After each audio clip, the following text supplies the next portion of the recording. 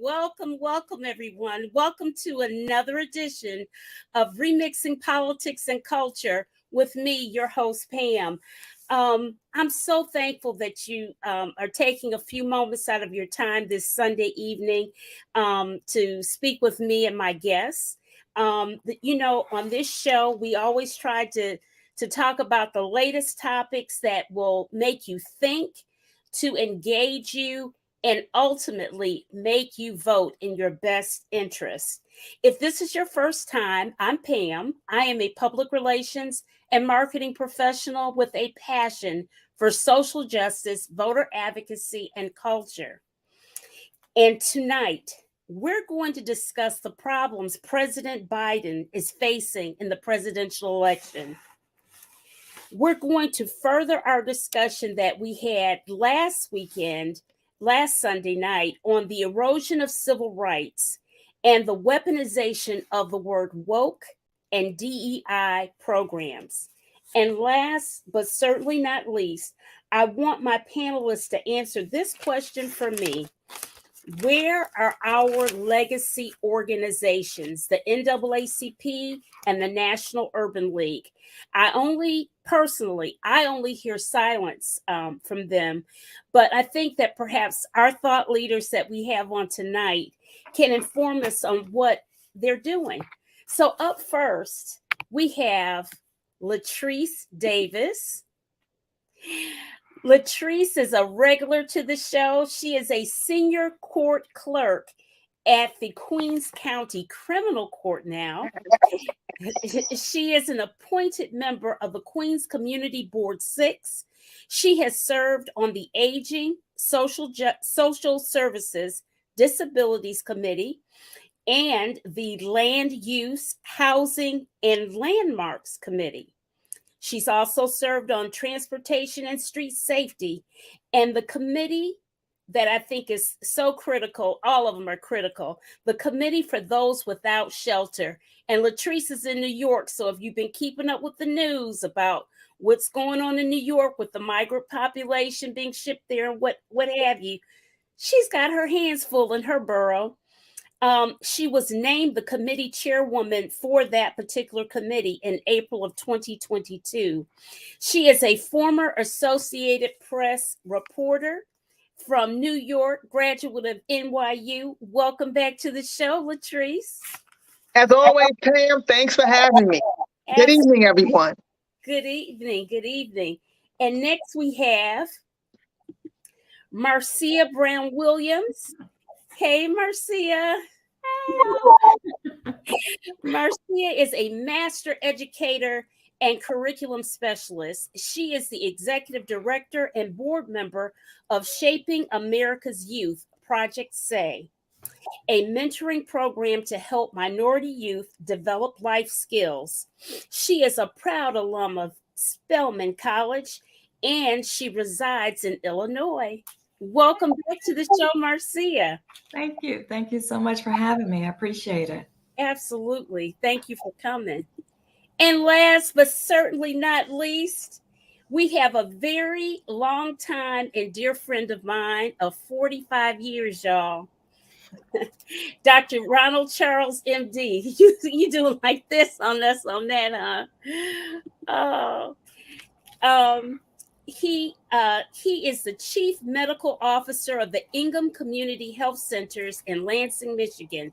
Dr. Charles has worked in federally qualified community health centers as both a practitioner and as a CMO prior to this tenure in academic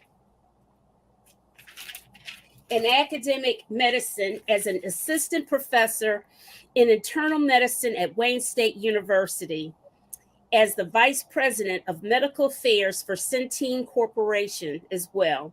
He is a fellow of both the American College of Physicians and the American College of Healthcare Executives. Dr. Charles is a native of Detroit, Michigan. He's my homeboy. A graduate of Cass Technical High School, the University of Michigan, and Wayne State University School of Medicine at LaSalle Regina University. He is a board certified internist, and he is my beloved frat brother. as a member of Phi Beta Sigma fraternity. Welcome to the show, Ron. Thank you for having me, Pam. Absolutely, absolutely, guys. Can I just say this to Dr. Charles? I had 2 uncles who were Phi Beta Sigmas, and my mother was Pam's sorority sister. Zeta All Phi. right. And All right. because we are constitutionally bound. I know. Right. Yeah. We So are. I just had to mention that to you. So That's great. Yeah. Okay. And Loretta Thomas Walker says good evening. My brother. Hello, Loretta. Yeah. And Dawn Daly Mack. Dawn, I'm glad that you're here because you know I'm talking about legacy organizations. So I immediately thought of you. All right. So let's get started here, guys. Latrice, I'm going to start with you. President Biden is slipping in the polls. We know he is. Okay, it's talked about. People are just simply unenthusiastic about his campaign and him running. What are your thoughts? I'm going to ask each of you. Okay. Latrice. Well, I appreciate you having me start this conversation because I do have some thoughts on it. I think first and foremost, Biden and the Biden administration, and that includes Vice President Harris, they have not done a good job of informing the people of what they have done since they have been in the White House over the last 3 years. They have made some accomplishments, whether it's getting a handle on, well, I mean, COVID's not over, but whether it's getting a handle on the pandemic, the infrastructure, the economy, they have addressed some things. Whether or not they've addressed those things to everyone's satisfaction is another conversation, but they have tackled those problems head on, but they have not done a good job of communicating that to the masses. And the reason I say that is because even now, during the campaign, all you hear is the former occupant of the White House. Yes. Last month on December 5th, the Washington Post did an article where Biden himself said, "Oh, if Trump wasn't running, I'm not sure I would be running." He did not. Now, I tweeted, and I stand by this tweet, that if this coming November turns out to be a replay of 2020, I will vote for Biden. I stand by that. However, the Democratic Party needs to get it through their head that that's not the flex they think it is. No, it's not. And the thing is okay, basically all you've been hearing is okay, Biden, I'm not Trump. Or assuming if Harris was to become president, she's not Trump. And it's okay, that's all well and good. But guess what? I'm not Trump either. That doesn't we've all gone through job interviews, and at some point in the job interview process, you get to the point where the interviewer asks you, why did you apply for this job? Why should I hire you? Or in this case, why should the voters vote for you? And they haven't really done a good job of giving an answer to that question. In this case, I mentioned infrastructure, I mentioned the economy. They've made inroads on that front. Again, whether or not it's to people's satisfaction, that's a whole different conversation. But they have addressed those things. But they seem stuck on Trump. Yeah. And that's I think unfortunately that's going to be to their detriment. Okay, Marcia, you next. Same question. What are your thoughts? Yeah, it's amazing how the Democrats would eat our own. Republicans would just hold their nose and vote for the worst possible candidate because they're on their team.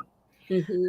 And so we need to realize that not anybody can go in there and just snap their fingers and clap their hands and make all right with the world. Mm-hmm. Because anybody had that kind of power, they would be the president. Mm-hmm. But nobody even has that power, even in their own household. Mm-hmm. So why do you expect somebody to have the problems of the whole world on their shoulders to be able to make everything right with the world? Now, there are certain things that I think that Biden needs to take much more control of, which your other panelists spoke about in regards to the Democrats speaking about all the pluses that they have done during the time that President Biden has been president. but also captured about the kind of humanity that he has invoked on people in general. And though he wanted to make sure that we had student loan forgiveness, Yes. $10,000, you have to remember, we got a slim majority in the Senate. By the time he was trying to get this through, the House had flipped and it was run by Republicans. Right. And just like Obama had a lot of problems, President Obama had a lot of problems getting a lot of the things that he wanted passed because he had 2 houses of Congress that was run by Republicans. So unless he decided that he was just going to do like Trump said, kill his enemies and hope for the best that he doesn't get indicted for killing people, Obama had to make everything executive order, which Biden is looking at doing executive order. Right. And so instead of us complaining, we got to figure out, even within our own small networks, on a plan on how to get his message out and to speak about it. Now, this has been interesting to me because I was talking to one of my coworkers, and one thing that she said that got to me, and you have to be real calm with people like this, got to me. She says, well, I just don't speak about politics because politics doesn't affect me. I said, politics affects you on every level of your life. Yes. Yes. I said, and the way you think, that's why Jim Crow lasted so long. Yeah. Because we had too many people thinking like you. All we had to do is just stay quiet, don't make no noise, and nobody will come talk to you. Right. And my dad and my mom, they're Southerners. They went to HBCUs, and they were 20 years old, and they were fighting the big fight. And my dad and his frat brothers, they were 19, 20, 21-year-old guys. And they were trained by the then NAACP and the Thurgood Marshall, because he had come to their school, and addressing them to start their own protests in regards to eating at different eateries, right? My dad and his brothers, they got beat up pretty badly, but they did not give up. Right. And so, but with us, we want everything to be like a fast food restaurant. Get it done now. And when it's not done now, they want to lose great faith. We can't do that, because that's what the head devil wants us to do, named Trump and his band of followers. They want us to give up. They want us to throw in the towel and say, well, you know, he's an old guy.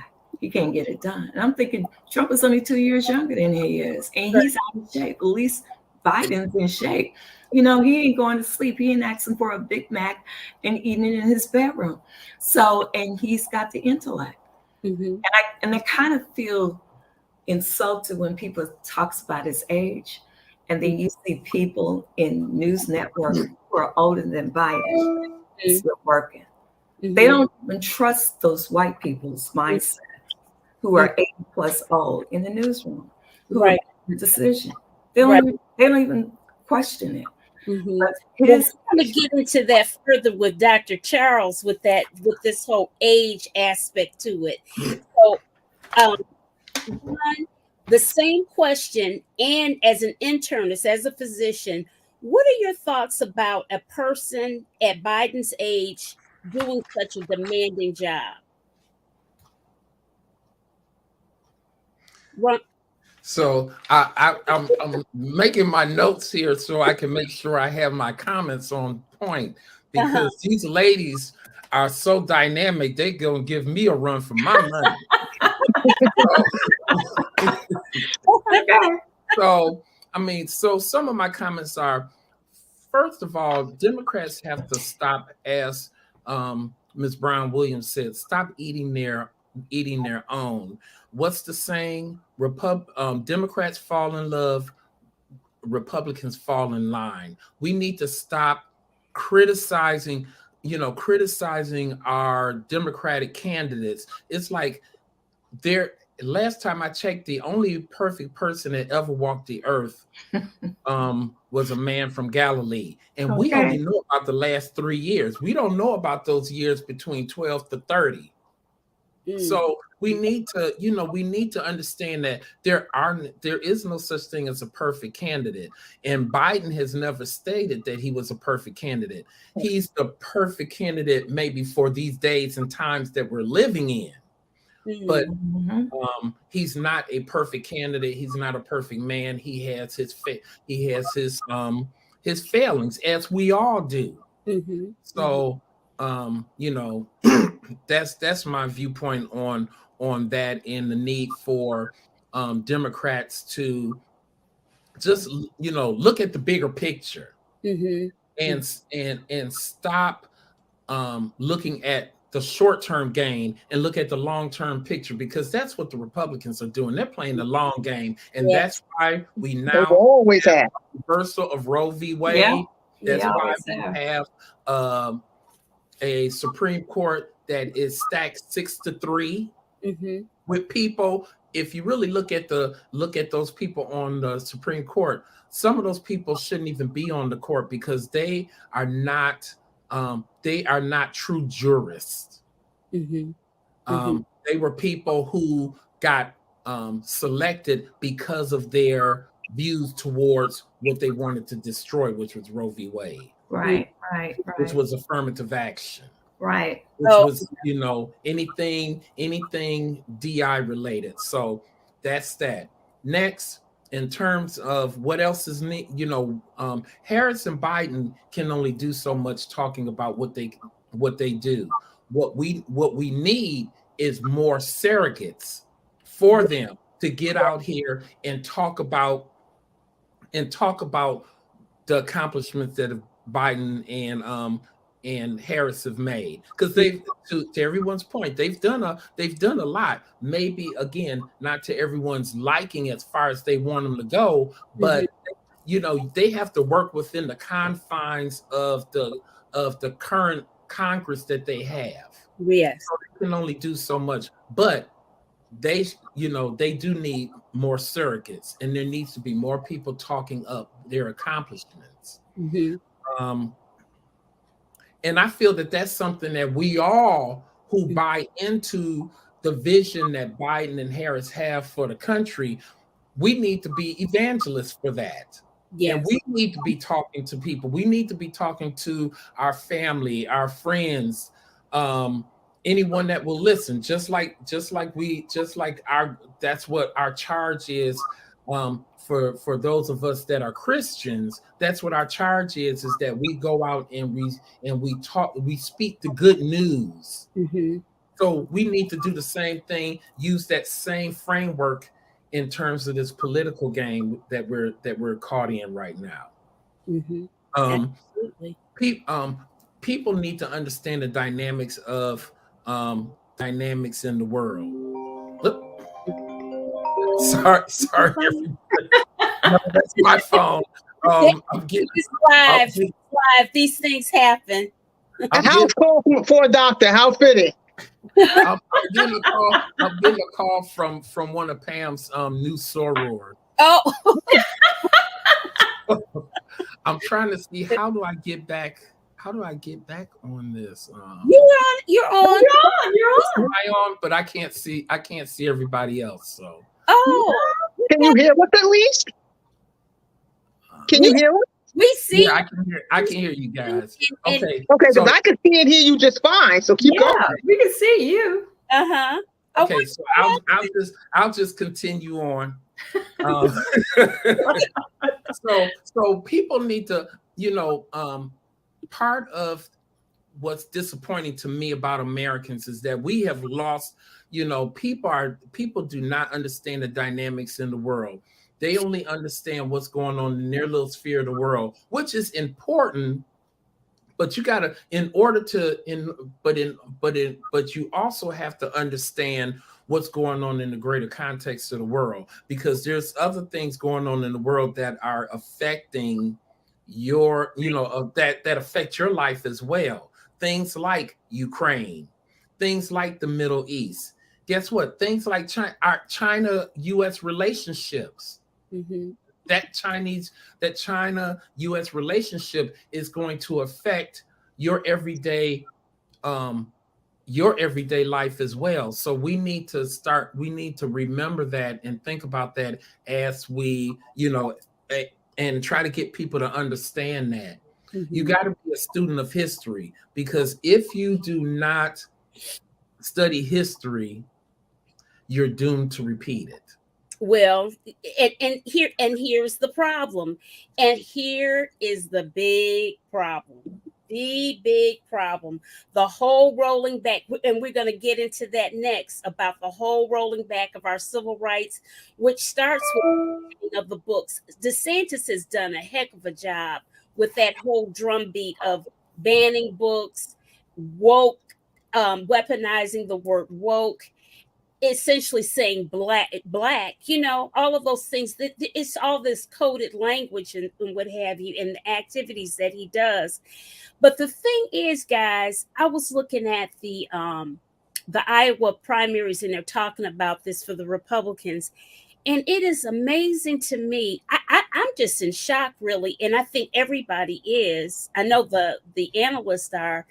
Is that Trump has not missed a beat. He keeps rising in the polls. I am not shocked by that. It's a cult.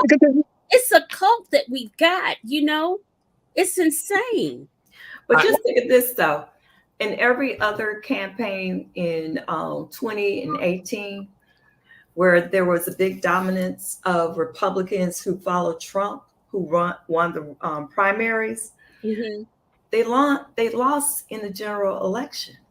Mm-hmm.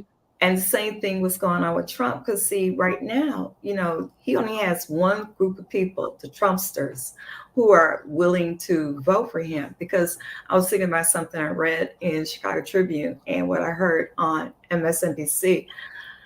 When they were talking to people, they weren't that anxious. I mean, they weren't that, Trump. Now, granted, he does have a big following in Iowa, but there were a lot of people there saying they weren't even going to come to the caucus, mm-hmm. and that they had planned to vote for Biden, and they were Republicans. Mm-hmm. They see just how crazy Trump is. Now he's going to win the primary in Iowa. He's going to win that. Mm-hmm. But when he gets to the general election, like they did in 18 and 20.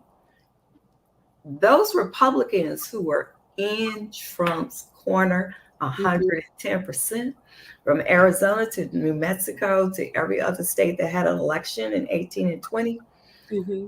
their primary candidate lost those elections in the general election. So I'm thinking that might be a situation that may occur again, because remember, when Trump and Biden ran the first time against each other in 20, Biden was below in the polls.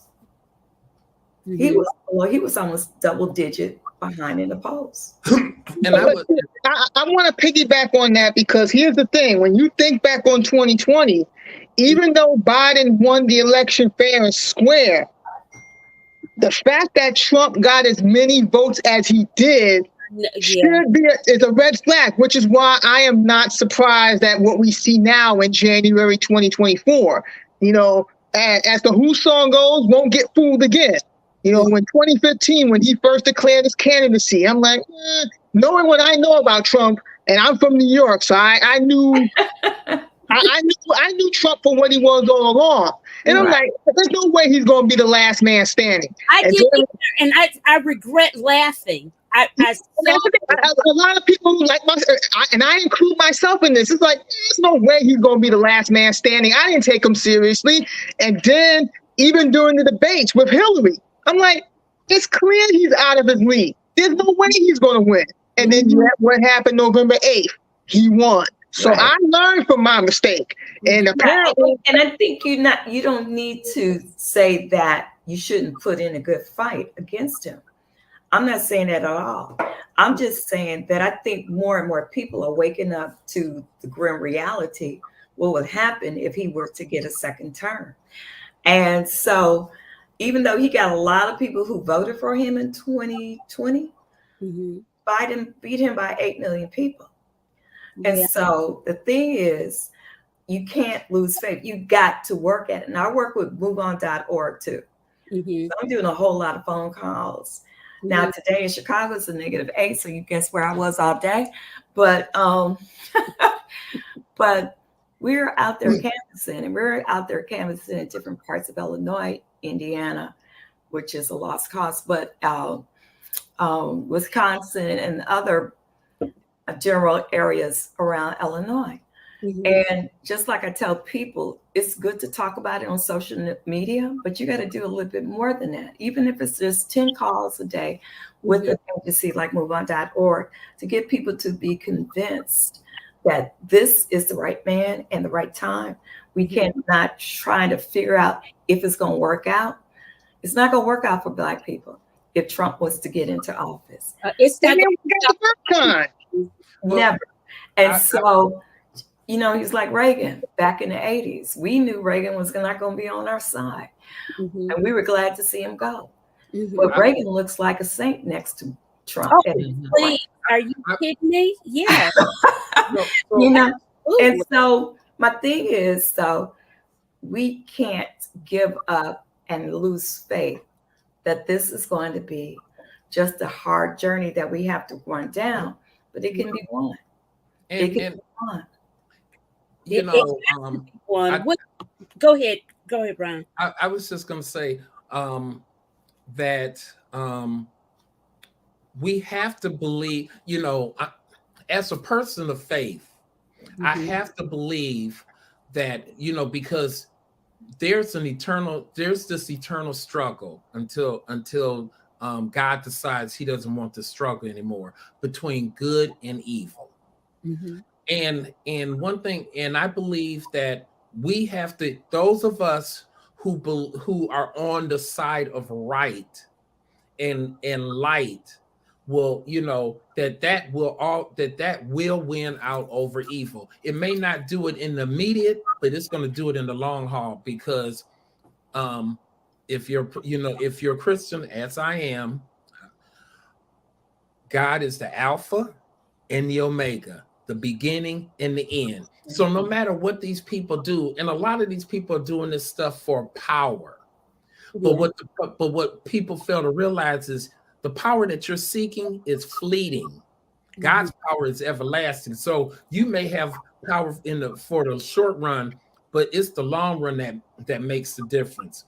Let me speak on, because Pam, you asked me to talk about ageism and talk about age.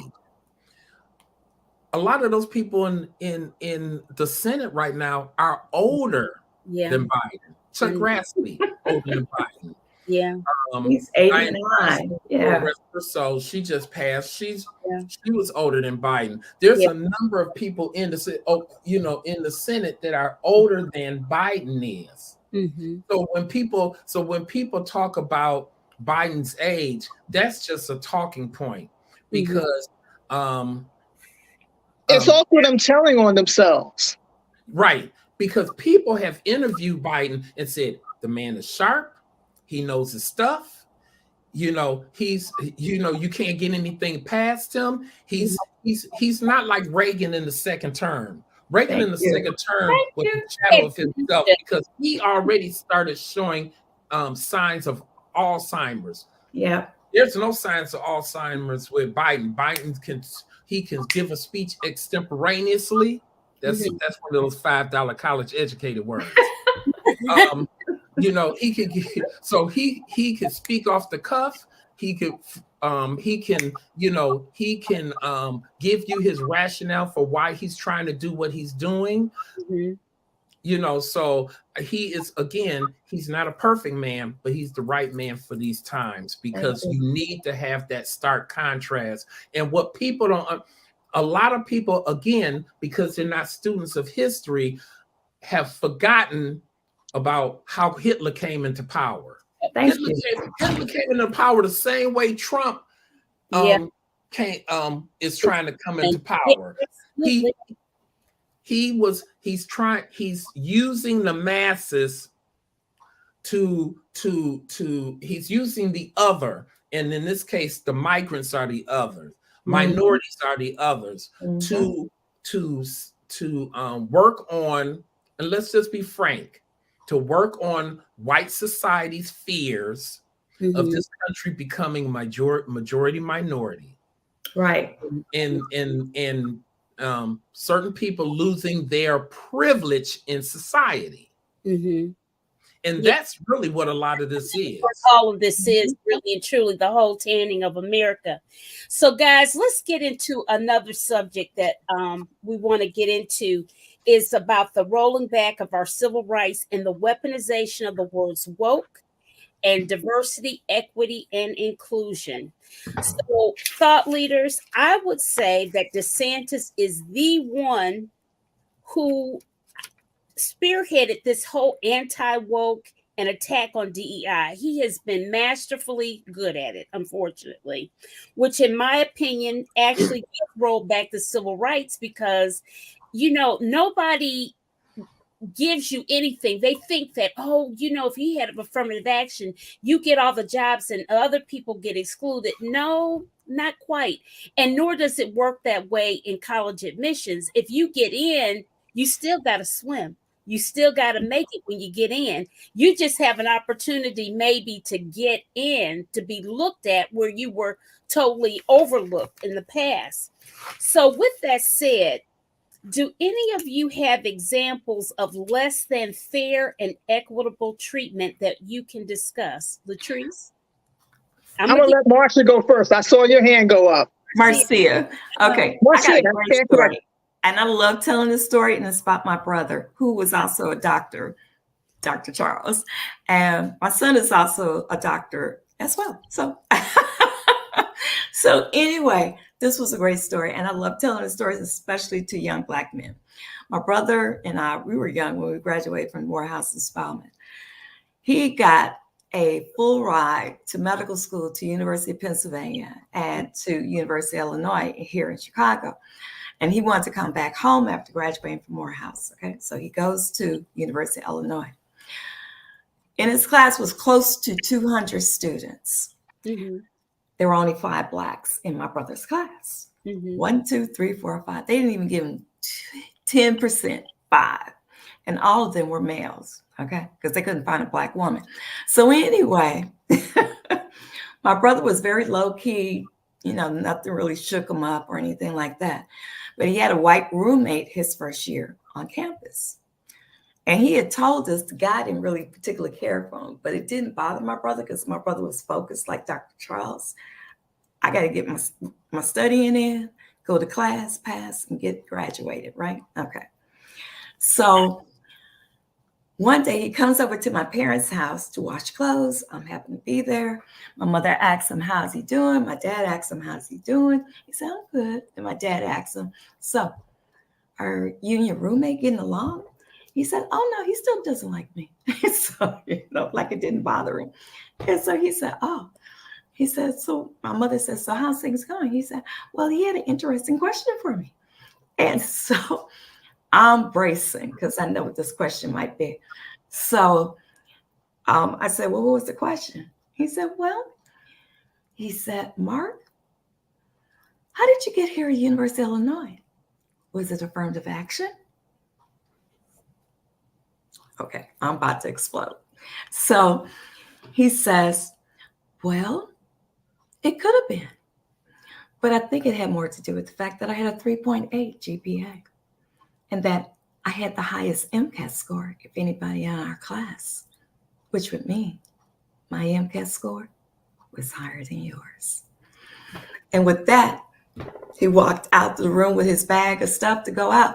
Because see, I need to tell kids that so that they know that when people try to look at them in a downward manner, they're scared of your brilliance. And they don't want you to show them up for your brilliance. And that was it. And my brother graduated number 2 in his medical school class. All right. So that is a great story. Now I'm going to tell a different story. So I'm gonna keep a real type of person. Pam knows that. We both attended the University of Michigan. it is a no hold barred institution. You earn, when you walk through that door, you have earned that degree. So when I applied to medical school, my grade point average was not the greatest, but people saw something, because when they looked at my MCAT scores and they looked at my grade point average, they're like, this is inconsistent. So people gave me a play. Well, but I didn't get in, but I did get into a program called the Post-Baccalaureate program, which helped me gain admissions to medical school. It was a program to help strengthen your skill set. So once you got into medical school, you would do fine, which I did overall. I had no problems in medical school. So we entered the class with, a lot of the people who came from various backgrounds who, were people of greater means than myself and the majority of my other African American and Latino classmates, because most of us were first generation college grads. But when we started taking those exams, of course, it's a bell-shaped curve. We weren't always the people at the bottom. We were the people in the middle and at the top. So while our credentials may not have been on the same caliber as theirs, because we got the opportunity, we showed that we could do the work, that the grades and the test scores really weren't who we were.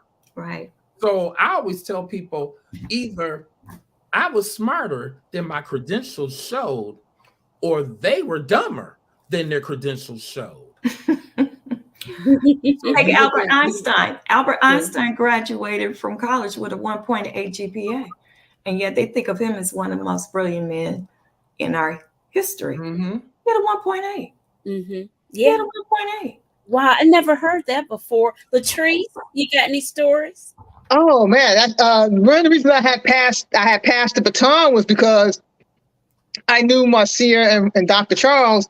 They were, I'm not going to say I haven't encountered obstacles. I have, but I'm drawing a blank on a story I would like to share right now, which I shouldn't, because again, I definitely have had experiences where my skill set was underestimated. I guess. Oh God. On job. Like, NYU was good to me. Like the Associated Press, not so much. But NY, I guess, you know what? I'll go with AP.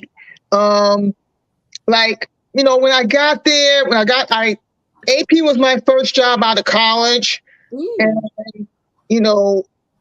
I remember having a confrontation with a coworker, and I had to remind them that I'm not some bum that walked in off the street. I have my college degree, I have my internships, I have my clips, I have my portfolio, I have the same credentials as everyone else in this newsroom. And if I wasn't doing the job that I was hired to do, there's no way I would have lasted this long. Just like Dr. Charles mentioned about when you walk on the campus at UM in Ann Arbor, again, you got to show and prove. Like, even if you get a full scholarship, the scholarship is contingent upon you maintaining your grades. They're not just giving you money. I don't want to say there's strings attached to the money, but it's not free money. Even though it's a scholarship and you don't have to pay it back, you still have to put in the work. You can get your foot in your door, but what about the rest of the body? So you still have to show and prove. And with DEI and with affirmative action, it wasn't a matter of giving us a handout or anything like that. We still had to show our work in the end. And I think the fact that people have issues with DEI and affirmative action, to me, I always say to people, especially people I butt heads with, don't project your insecurities onto me. Thank you. I wish I had that courage when I was younger, but you live and you learn. And now I'm at a point in my life where I have no qualms about setting boundaries about what I will and will not tolerate. And whenever anyone approaches me with that nonsense, I just tell them straight up, don't project your insecurities onto me. Because if you're living your life and doing your thing and you're handling your business, you're not going to have time to concern yourself with what I'm doing or not doing. because you're too busy doing you.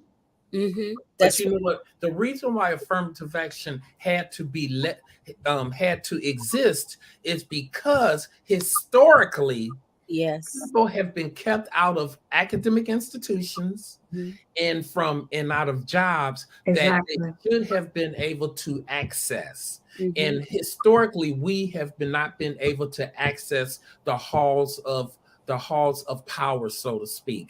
And that's all affirmative action is doing, is allowing the opportunity. To everyone's point, you still have to do the work. Like they say in math, you still have to prove the work. And affirmative action has always existed for white society. It's called the Old Boys Network. And legacy of missions.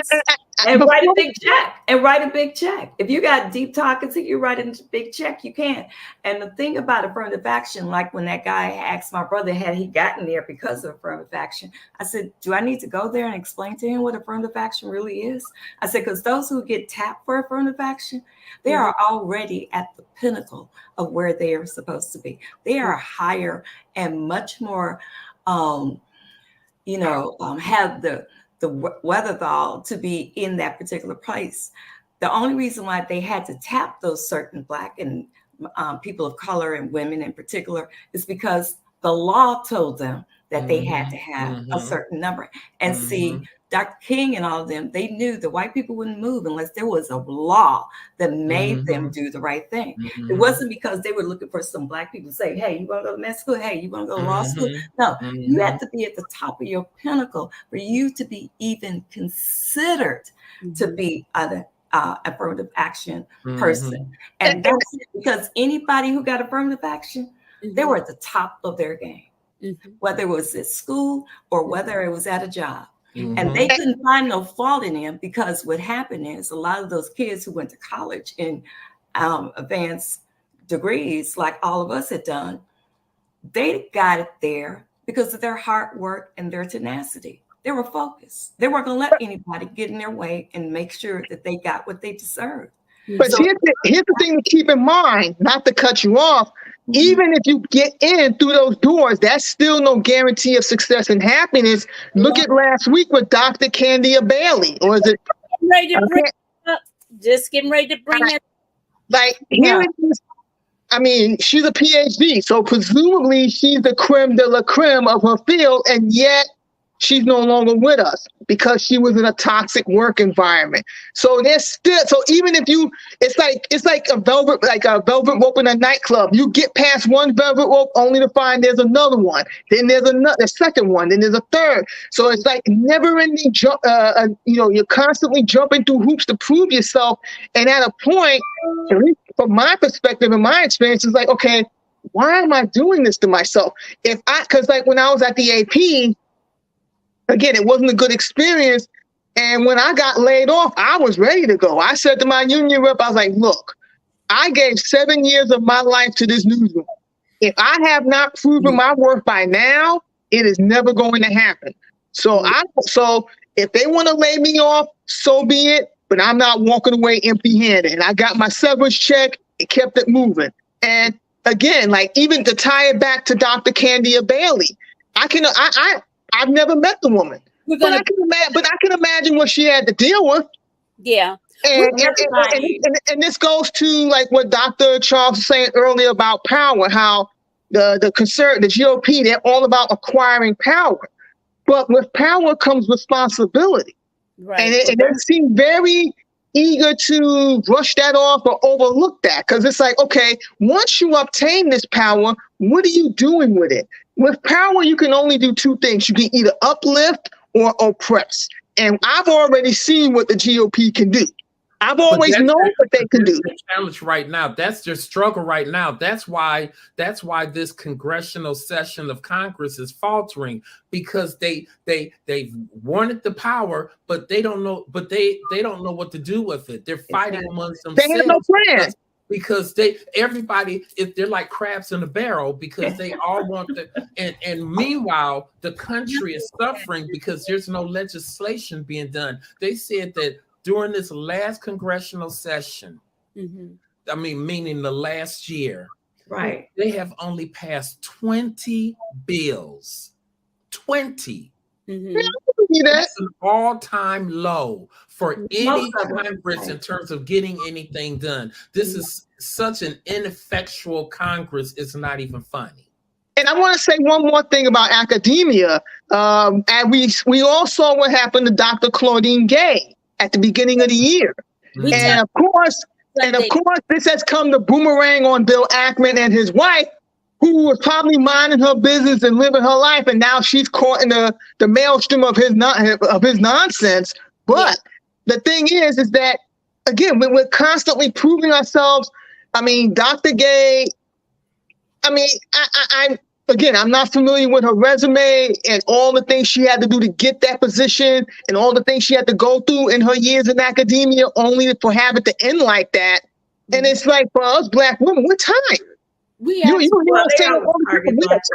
Particular, and you just have to make sure that you stand tall and straight and don't let them push you over, and that's what you need to do. You can't. You're wrong. You need that. You're not wrong, but the thing is, you need a support system, whether it's from management, whether it's your peers.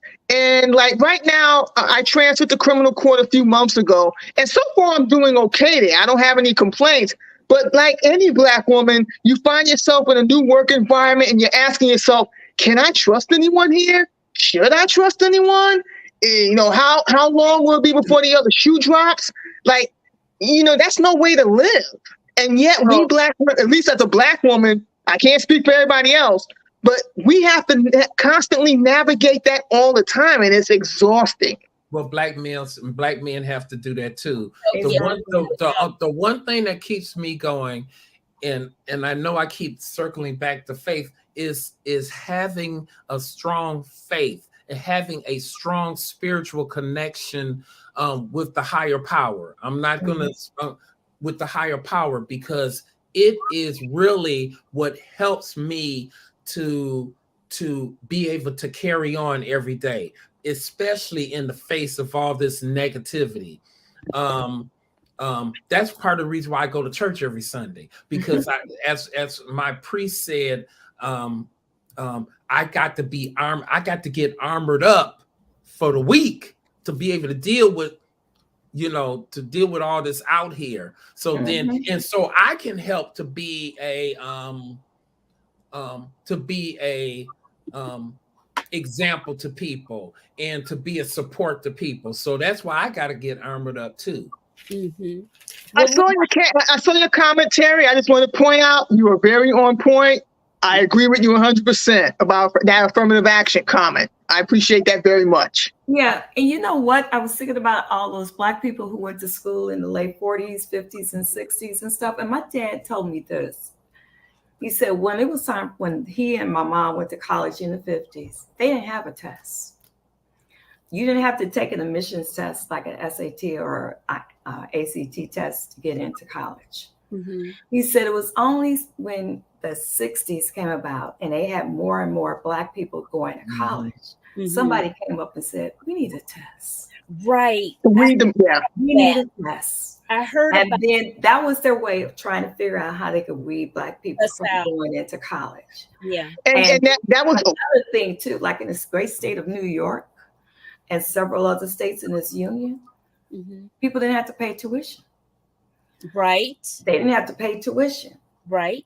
And my dad said the HBCUs that did take their students in, they were going to make sure they were going to get passed, whether they had the money or not. And they got them through. They were not going to let those kids falter because of money issue. And so, like I said, in the 60s, they decided that they needed a test, and that was their way of weeding out Black people. It didn't work. It worked for a little while, and then Black people said, you know what? Getting an education won't hurt me. And then more and more Black people start going to get their education, and they went to HBCUs, and they went to schools that were predominantly white, and they had to make it through. My aunt, she got her master's and PhD at University of Michigan, and she was one of 2 Blacks in the early 70s, the mid 70s, to get her to get her degree. And she said it was horrible. I know it was. And I can imagine, because like this was touched on in Hidden Figures. If you remember the three main characters, Janelle Monáe's character, she was suing for the right to attend graduate school. Yeah. Like that I imagine the millennials and Gen Z, they can't wrap their head around that. But again, it just goes to show you for how far that we have come, there's still so far to go. Because I used to wonder how my aunt made it, because you had only one, you and another person? Only the Lord. It had to be. But we got to get to our last subject of the night, and it's the legacy organizations. Okay, I've had several people ask me, literally, where are the leaders? Because they're like looking to someone like, where is the movement of how we're going to get people to vote? How we're going to get people encouraged to vote? Because, you know, church attendance is down. Okay, church attendance is down. And so all of this makes me wonder what is going on with our legacy organizations. I don't belong to the NAACP. I do know that every now and then I hear about our local NAACP. I know that Dawn in the chat is the president, the first female president of the NAACP and her rural community that she lives in. Let me find Dawn on here. Dawn, if you hear Dawn Daly Mack, she is she's the one who said that she feels like she's among friends. She's from Illinois. I cannot remember the county she's in here in North Carolina, but it's a rural county. And she has become the president of its NAACP, the first female ever, right? So the NAACP, the National Urban League, and Reverend Sharpton's NAN Network, National Action Network. Do any of you belong? Do any of you have any active goings on with your local chapters or whatever in these legacy organizations? I do not. And to your question, I think one of the reasons, like, when you ask where the leaders are, if you notice in like with younger generations, the movement, they have stressed having the movement decentralized. Black Lives Matter comes to mind, how it's a decentralized movement. Whether or not that's a good thing, again, I'm gonna leave that conversation for another day. But I think that's why you're not seeing leaders step up right now. Like even on these talk shows and these podcasts, there's no consensus on who should speak for us. I've seen on Twitter there was a lot of backlash that Joy Reid had Charlemagne the God on her show, and there was also backlash about something Tiffany Cross may or may not have said. I didn't see it, so I can't speak on that. But I think the fact that there's no consensus right now is why you're not seeing the legacy groups in action right now. I saw that segment on Joy Reid's show. I didn't see anything that any of them said that would be, something that anybody would be upset about. I mean, but now all of them did have some qualms about certain things that they thought that Joe Biden should do. But each one of them said that they were going to support Joe Biden no matter what. Mm-hmm. And they made that very clear. They didn't like the fact that a lot of things that Black people as a whole might want to take place in regards to the situations and the holdups that Black people have been wanting for decades has not appeared with him. But they said they'd rather have somebody who has a conscience than somebody who would willingly shoot his opponent. Yes. Mm-hmm. Yeah. So you think about that, because I'm thinking if this man don't mind shooting another white man, he ain't got no problem trying to figure out how he's gonna roll you over with a truck. But we have to remember that in 2015, 2016, what did the man say? He said, I could go in the middle of New York City and shoot somebody and nothing will happen to me. So that was a precursor to what's happening now. That's why all people need to pay close attention. He's telegraphing to you what he would do and what his plans are. People need to look up fascism, look up the definition. Make sure you understand it, because when people are saying this man has fascist behavior, you need to understand what fascism means. Right. Okay. He look who the people who he admires. He admires people like authoritarian figures. Putin, all authoritarian figures. So people need to pay attention to that. In regards to what I think is happening with the legacy organizations is that, unfortunately, the legacy organizations are sitting out here, probably more at the grassroots level, trying to deal with police violence against people of color, discrimination efforts, all this stuff. So it's really diffuse. So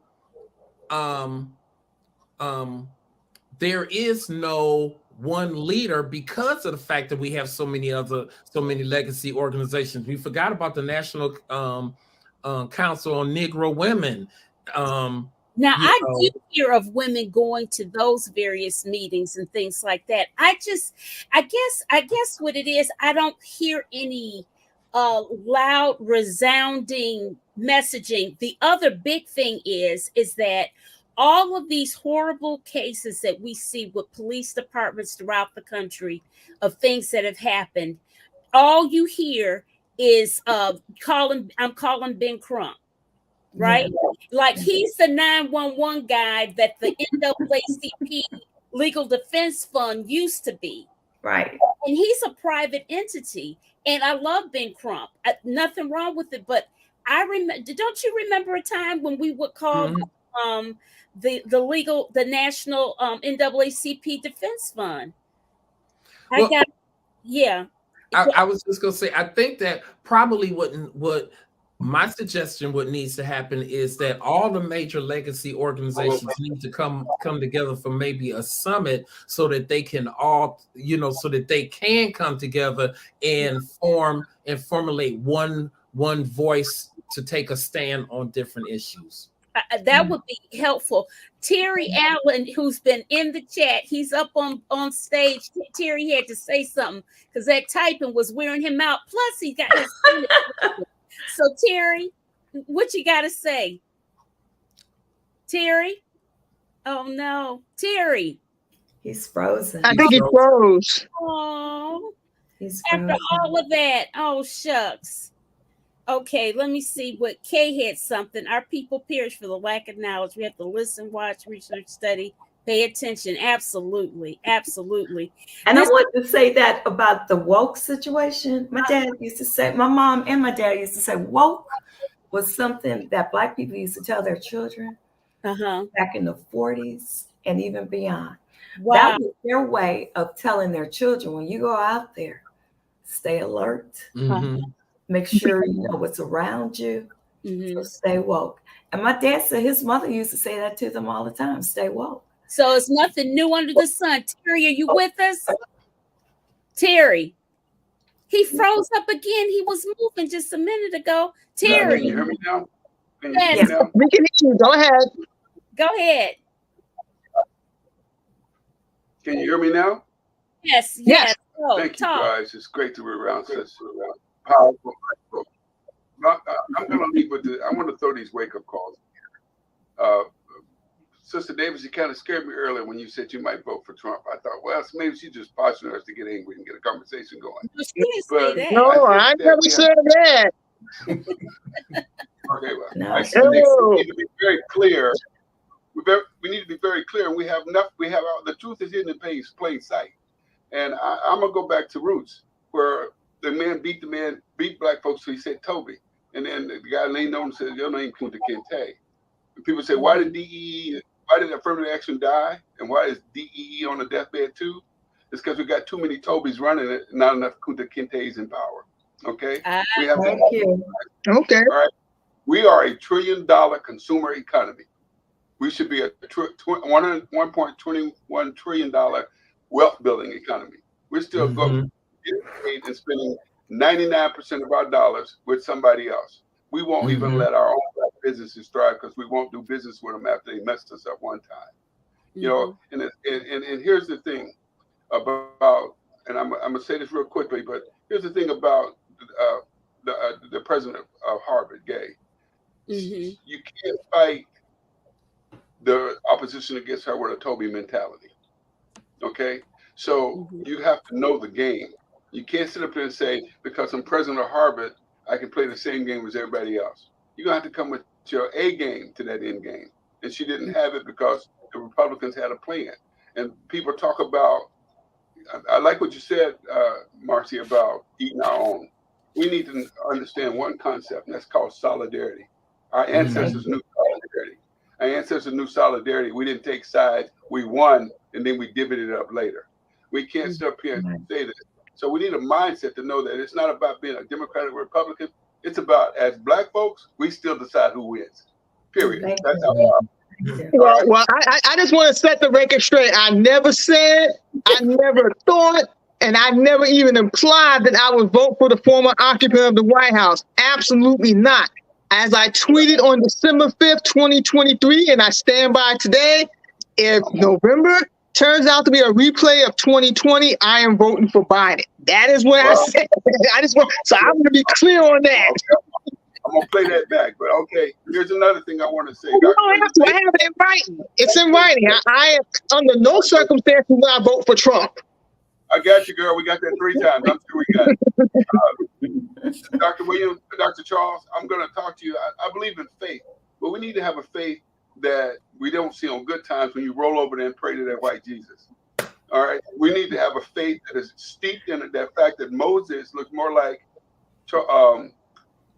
Morgan Freeman than Charlton Heston.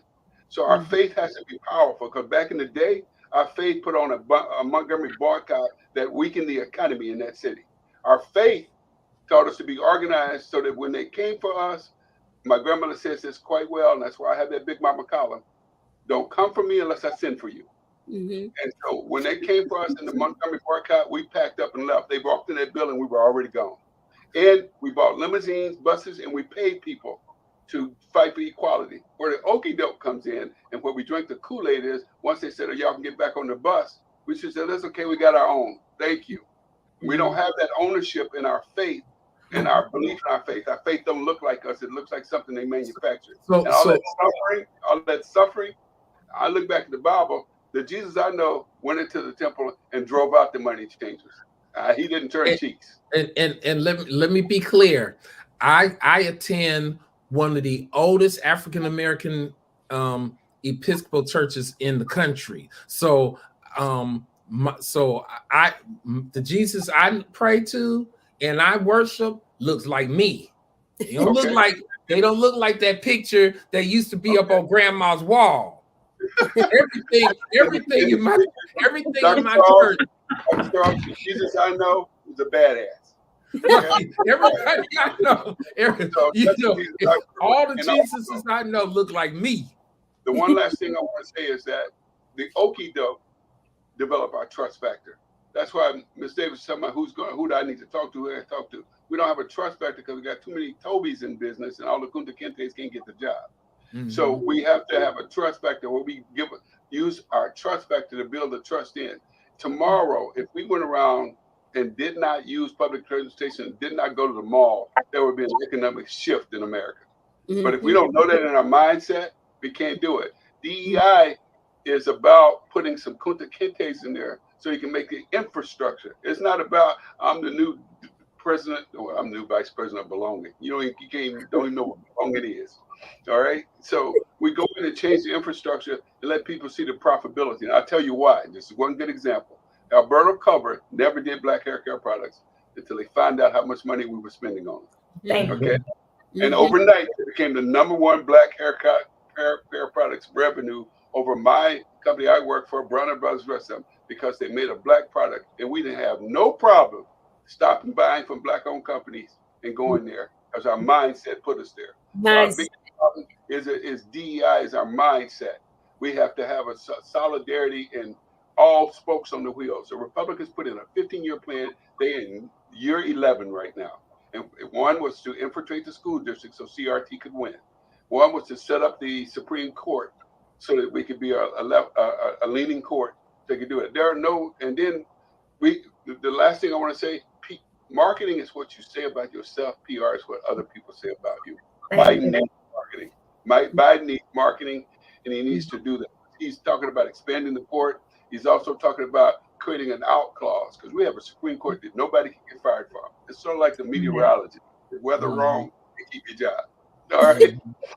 So we got to go in and do this, and we got to know that our power is local. But we got too many okey dokes and Tobys running around, and until we can power those Kunta Kintes, we got to get the job done. I appreciate the gift that you have given us. I appreciate Pam's platform, but you got to, as we say before, Pam, you got to have some skin in the game to win the game. Terry and I are colleagues in the National Association of Black Journalists. He's the chair and I'm the co-chair of the media related task force. So he's my buddy. We talk all the time. And I was cracking up at all of his witty sayings because I know what Terry's going to say. He's out of Dallas. Look, I got you guys from all over the country. New York, Dallas, Michigan, Illinois. Okay. All right. I want to say, you guys can join us in Dallas on February 24th for the media-related PR camp. We're going to talk PR power, because we have more power than we know, but we got to come in with an ownership mindset. You got to think of yourself as your DNA is the DNA of people who built pyramids, not people who escaped from plantations. That's right. Thank you. I like the whole thing about, you know how we used to say slaves all the time? They were enslaved people. They were not slaves. They were enslaved people. We have to change the language. We have to change the language. We have to get in the game. And in order to get that game, we have to consciously invest in ourselves, education, economic. We got to own our own ownership. My old neighborhood didn't get better until white folks moved back in there. We got to stop that. And I stopped it. I said, you're not taking this neighborhood back unless the people who inhabit it get to invest in the same condos y'all putting down on that river. And so we have more power than we know. We have more power than politically, since this is a politically based show. We don't have to worry about what Republicans and Democrats do. It is our vote that we're the ones who make the people win. So we just sit back and let them know what can you deliver, because we're gonna vote. We're the over the top vote. And enough of us to put nobody in office, but there's enough of us to make who we want to win. And we don't even tell each other that. We criticizing, then celebrate. Yeah, that's right. Well, you guys, I have enjoyed you so much. It's now 9:12. We're over and all that good stuff. The chat was lit. Y'all were lit. We're all doing well. I'm so thankful. Ron, my frat, much love to you. And Terry, we got a conference call anyway. And he's and Latrice, always, and Marcia, always in our political group. I appreciate you so much. So let's wave everybody off, guys. Good night. Thanks, Pam. Thanks.